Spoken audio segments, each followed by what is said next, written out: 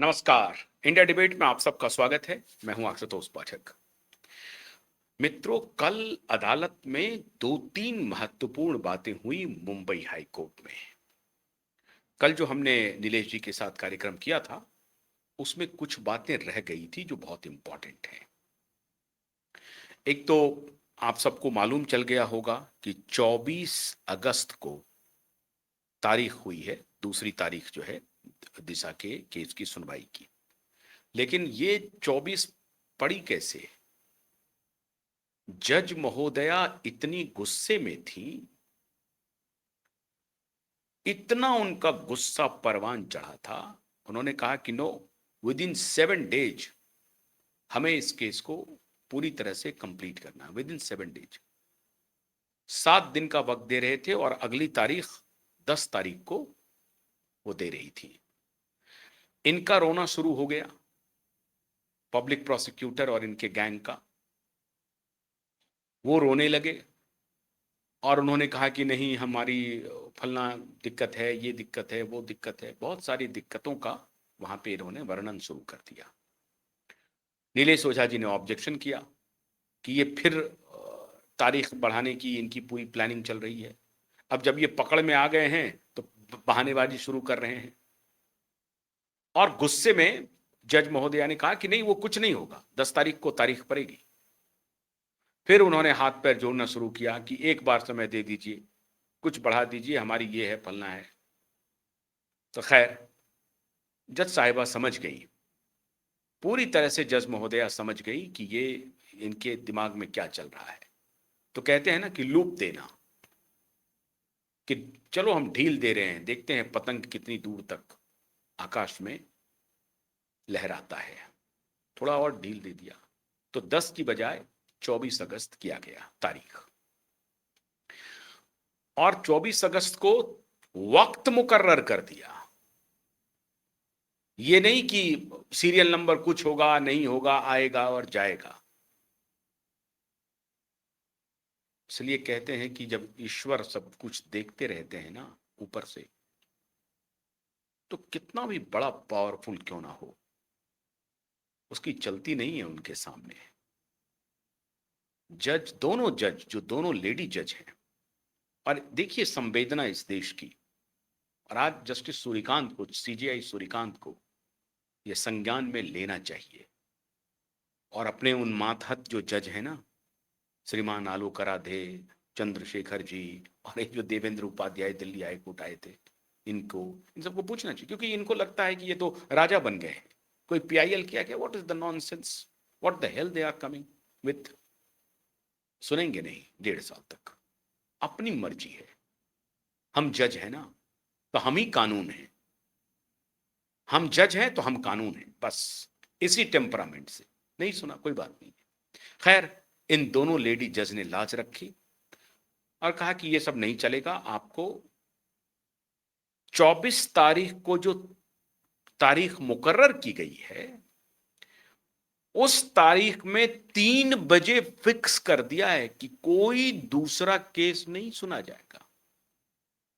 Exact timing fix कर दिया, 2 से 3 बजे के आसपास। और अगर पहले आ जाती है तो समय, अगर पहले बाकी अन्य केसों की सुनवाई हो जाती है तो पहले भी हो सकती है।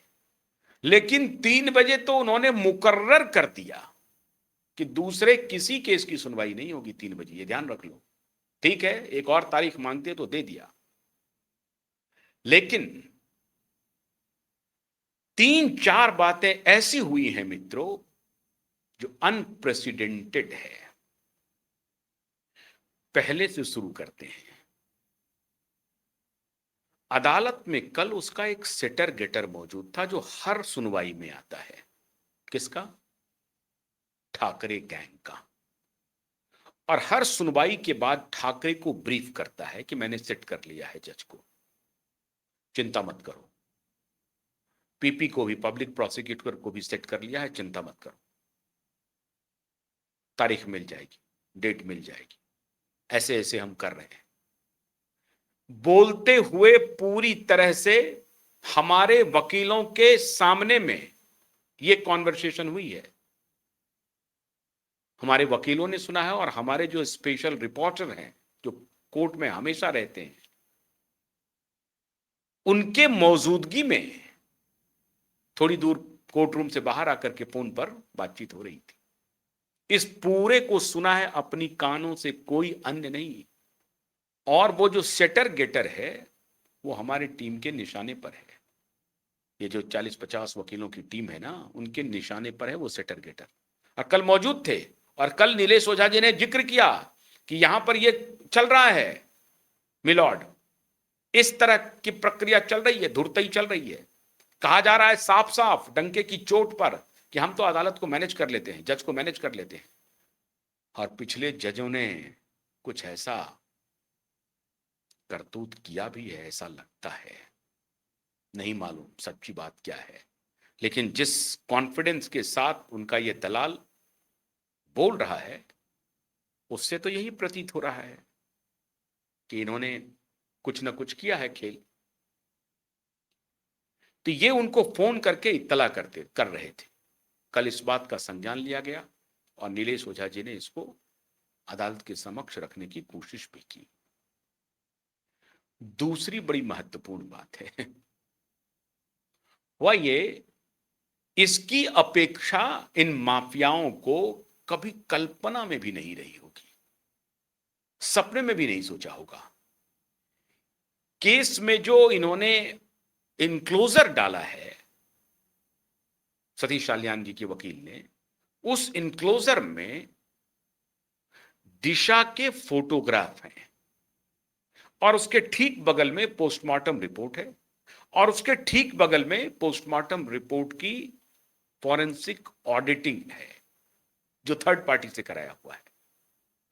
तो थर्ड पार्टी के द्वारा कराई गई फॉरेंसिक ऑडिट, दिशा का पोस्टमार्टम रिपोर्ट और दिशा के फोटोग्राफ, आप हैरान हो जाएंगे। जिस बात को लेकर के क्यूबाइब नेटवर्क पिछले 3 वर्षों से लगातार कहता आ रहा है कि यह केस सिर्फ 15 मिनट का है, सिर्फ 15 मिनट का, आज हम सबको आभारी होना चाहिए।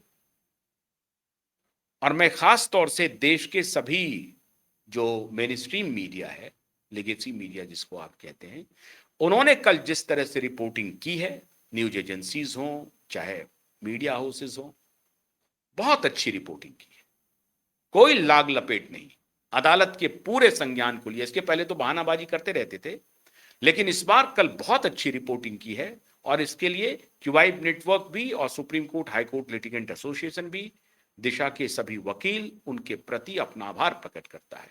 हम भी आभार प्रकट करते हैं। हम तो ये लड़ाई लड़ ही रहे थे, तो हमारी आवाज ऐसा लग रहा था कि नक्कार खाने में तूती की आवाज है, लेकिन फिर भी हम डिगे नहीं, हटे नहीं, हम लड़ते रहे, क्योंकि सहारा सिर्फ सत्य का था।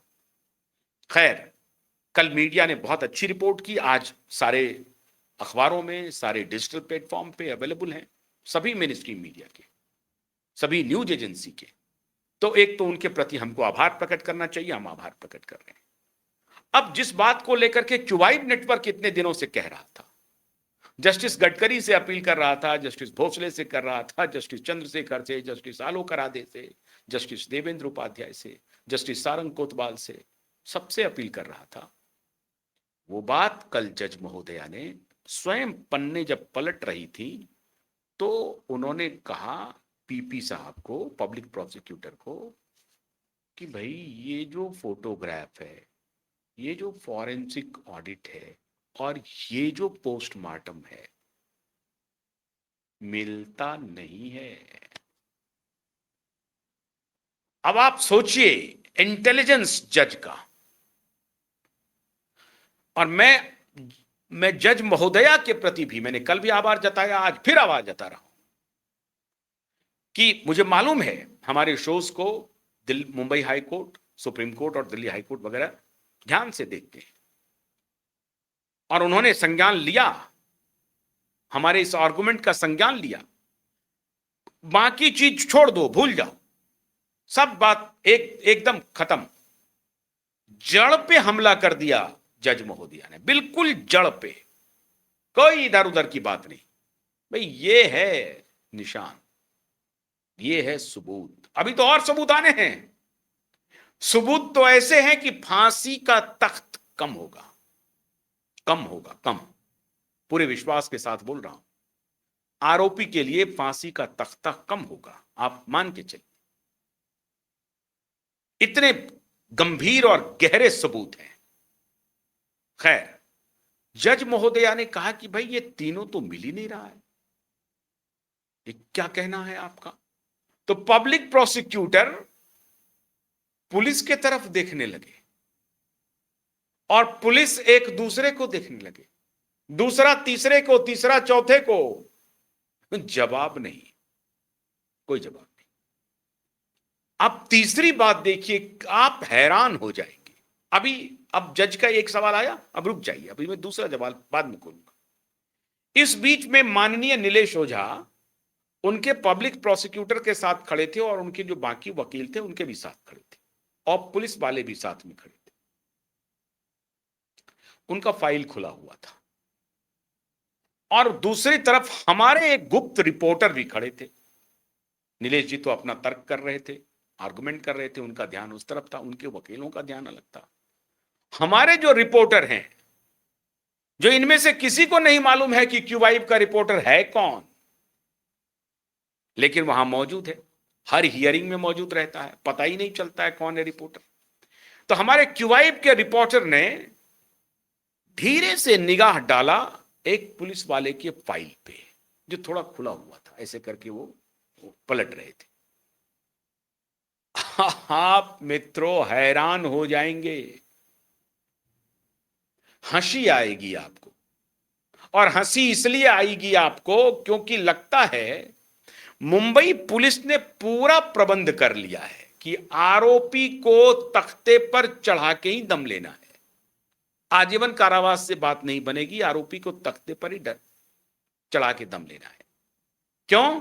क्योंकि ऐसे ऐसे एविडेंस नकली देंगे जो कोर्ट देखते ही गुस्से में आएगी और फिर अदालत का यह आदेश होगा, क्योंकि अब पूरी संभावना बन रही है कोर्ट मॉनिटर्ड इंक्वायरी की, टाइम बॉन्ड इंक्वायरी की, टाइम बॉन्ड जस्टिस डिलीवरी की।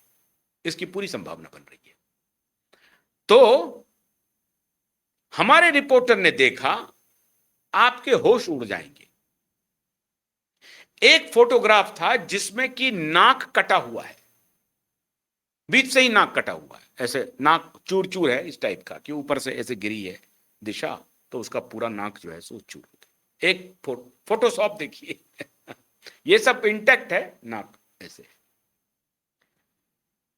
दूसरे फोटोग्राफ में तो आपके होश उड़ जाएंगे। कहा कि यार ये तो सबूत अलग आ गया है। मैडम ने क्या सबूत देखा है समझ में नहीं रहा, क्योंकि मैडम ने ऐसे करके नहीं दिखाया। जज महोदया ने ये फोटो ऐसे करके नहीं दिखाया। जज महोदया ने कहा कि भाई हमने ये देखा है, या थोड़ा बहुत दिखा भी होगा। तो हमारे रिपोर्ट वो जो पुलिस वाले थे उन्होंने कुछ फोटोशॉप करके तस्वीरें बनाई है, उसमें नाक को चूड़ कर दिया। दूसरे ने कहा कि यार इससे भी बात नहीं बनेगी, इसमें पता नहीं चल रहा है क्या है नहीं है, क्योंकि जज महोदय ने यह पूछा कि वो उनका बॉडी वहां पर गिरा या कहीं से ला दिया गया, जो भी है, इस तरह की शंका व्यक्त की जज महोदया ने। तो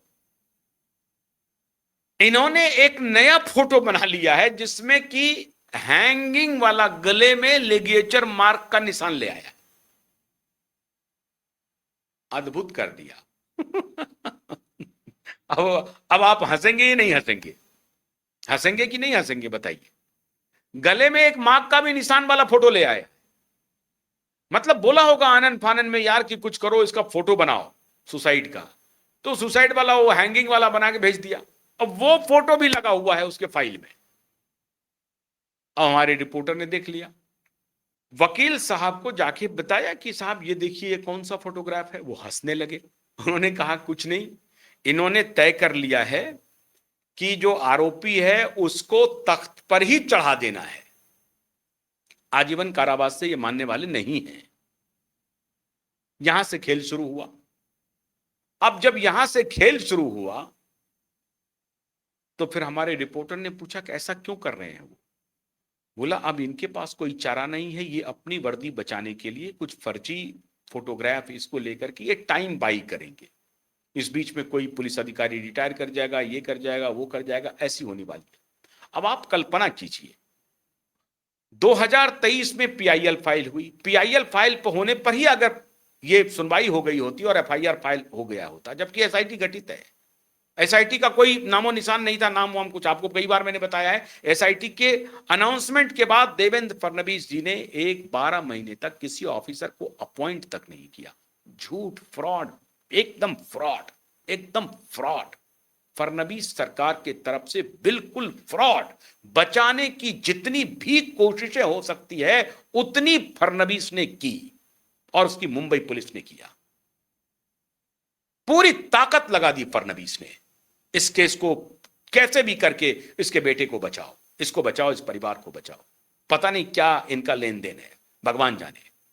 खैर, उसके बाद पीआईएल को तो नहीं हुआ। जब एसआईटी के बाद जब ये दिशा सालियान के पिता आ गए सीन में मार्च में, तो कमिश्नर मिला नहीं, कमिश्नर फरार हो गया। दूसरा जो कमिश्नर था वो रिटायरमेंट का इंतजार करने लगा और तीसरा तो तवज्जो ही नहीं दे रहा है। अगर फर्ज कीजिए अगर ये एफआईआर हो गया होता तो आज जो कोर्ट में इनकी भद पिट रही है, सीधा सीधी कोर्ट में जज महोदया कह रही हैं कि there is no question of case laws. ये सेटल्ड है भाई, जबकि पीड़ित के पिता आकर के अर्जी दे रहे हैं आपको एफआईआर कर लेने में नुकसान क्या है। और अगर ये सुसाइड है तब तो और भी अच्छी बात है, पुलिस का काम और भी आसान हो जाएगा कि फौरन से फटाफट आप इन्वेस्टिगेशन करिए, सारे एविडेंस दे दीजिए, हो गया सुसाइड, खत्म बात है। अब सुसाइड के लिए किसने क्या किया वो अब इन्वेस्टिगेशन का विषय होगा। तो अदालत ने सिंपल सवाल पूछ दिया कि इसमें परेशानी क्या हो रही है पुलिस को। भाई इनकी एक शंका आई है, दुनिया का कोई भी न्यायालय, दुनिया का कोई भी प्राकृतिक न्याय का पक्ष क्या इस बात से इनकार करेगा? अगर पीड़ित के पिताजी आ रहे हैं और वो ये कह रहे हैं कि इस केस की तहकीकात होनी चाहिए और जिस तरह से हो रही है उसमें मुझे संदेह है और उसको एक बार फिर से सुना जाना चाहिए, क्या क्या अनर्थ कर रहे हैं? कौन सी बुरी बात कह रहे हैं? किसी कानून की अवहेलना भी नहीं हो रही है। तो जज महोदया ने कहा कि भाई क्यों नहीं कर लिया आपने एफआईआर? नीयत साफ दिख गई, क्रॉस क्वेश्चनिंग में जो क्वेश्चन है वो दिख गया। तो ठाकरे का पांव हाथ फूलना शुरू हो गया और वो जो दलाल सेटलर है ना, सेटल करने वाले दलाल अदालत में जो बैठा है, जो वहां से बाहर निकल के फोन करता है कि इस बार मैंने सेट कर लिया, तारीख अगली तारीख मिल जाएगी, चिंता मत करिए, कुछ नहीं होने वाला है। ये सब पागल सब है, क्या है इनकी क्या औकात है, मसल देंगे। कहां हम हजारों करोड़ वाले, हम मुख्यमंत्री कैबिनेट मिनिस्टर का बेटा, कैबिनेट मिनिस्टर मुख्यमंत्री का बेटा, क्या है ये, क्या है कमिश्नर जिसके इशारे पर चलता हो, सचिन बाजी के डिसमिस्ड पुलिस ऑफिसर को बहाल कर लेता हो, उसकी क्या बात है, पाल घर के साधुओं को बर्बर तरीके से पीट पीट के मार देता हो।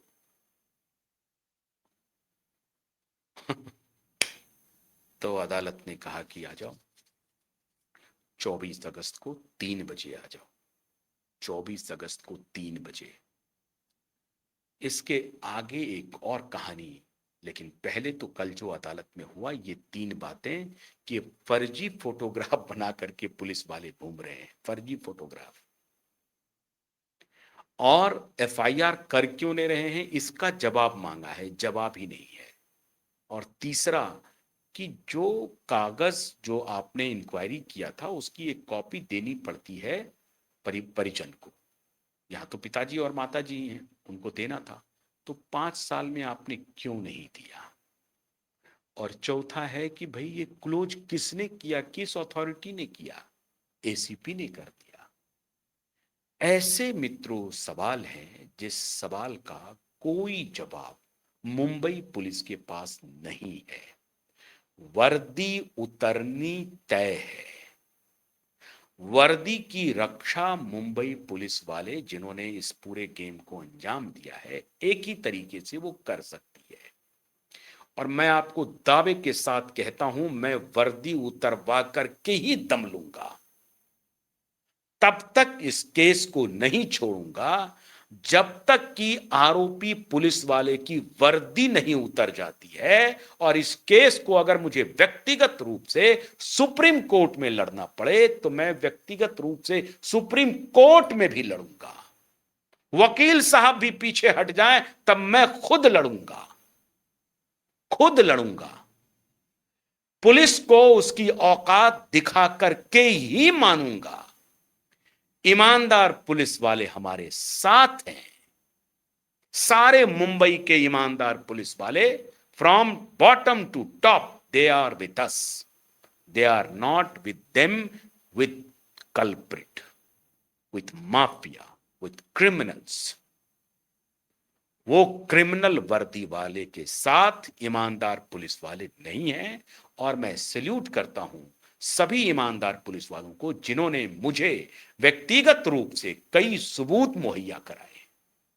मैं उनका आभार प्रकट करता हूं। और इसीलिए मैं कह रहा हूं कि वो जो बेईमान, भ्रष्ट, कातिल पुलिस वाले हैं, उनकी वर्दी किसी भी सूरत में उतरवा कर रहूंगा। और अदालत उतरवाने की आदेश देगी। सस्पेंशन उसका तय है। मुअत्तल भी होगा, वो नौकरी से मुअत्तल भी होगा। कोई जवाब इनके पास नहीं है। अभी भी समय है।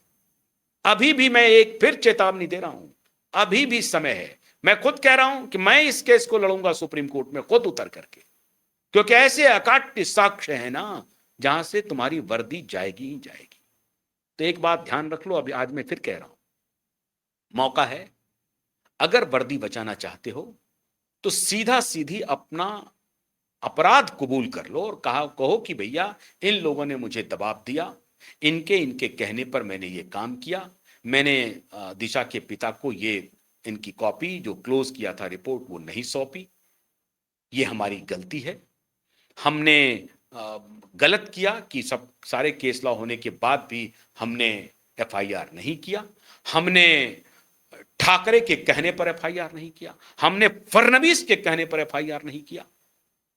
बोलो जाकर के, बोलो बोलो, अगर हिम्मत है तो बोलो। मैं बोल रहा हूं, बोलो। मैं कह रहा हूं फडणवीस जी बचाने नहीं आएंगे, नहीं आएंगे, वो भाग जाएंगे, सबसे पहले भागेंगे फडणवीस जी। ये गलत फहमी मत पालना। मैं कह रहा हूं गलत फहमी बिल्कुल मत पालना कि फडणवीस बचा लेंगे, नहीं बचाएंगे। पहली फुर्सत में कहेंगे कि छोड़ो यार, मैं तो ये पापी है, इसको गिरफ्तार करवाओ। हम फडणवीस के ही आदेश आएंगे, चिंता मत करो। जिस दिन तुम्हारी वर्दी उतारी जाएगी ना, उस दिन फडणवीस को ही आदेश जाएगा तामील करने के लिए, और तामील करवा के ही रहूंगा। इसलिए अब एक रास्ता बचा है कि सारे आका को भूल जाओ, अपनी नौकरी बचाओ, अपने अपने बीवी बच्चों को देखो, अपने परिवार को देखो, अपने खानदान को देखो। जो बदनुमा दाग तुम्हारे ऊपर लगने वाला है उसको देखो। उसको देखो कि तुम्हारी जो वर्दी उतरेगी तो तुम्हारे बाल बच्चे क्या कहेंगे कि कैसे तुमने इस आरोपी को बचाया, कैसे अपराधी को बचाया, एक बलात्कारी को, एक हत्यारे को बचाया, एक बलात्कारी गैंग को बचाया, एक हत्यारी गैंग को बचाया। क्या कहेंगे तुम्हारे बच्चे? तुम्हारी बीवी क्या कहेगी? तुम्हारे माता पिता क्या कहेंगे? बस एक ही तरीका बचा है तुम्हारे पास, फौरन से पेशतर केस तैयार करो, अदालत में जाओ, फाइल पेश करो और कहो मिलॉर्ड हमसे गलती हो गई, आप जो मुझे सजा देना चाहते हैं भुगतने के लिए तैयार है।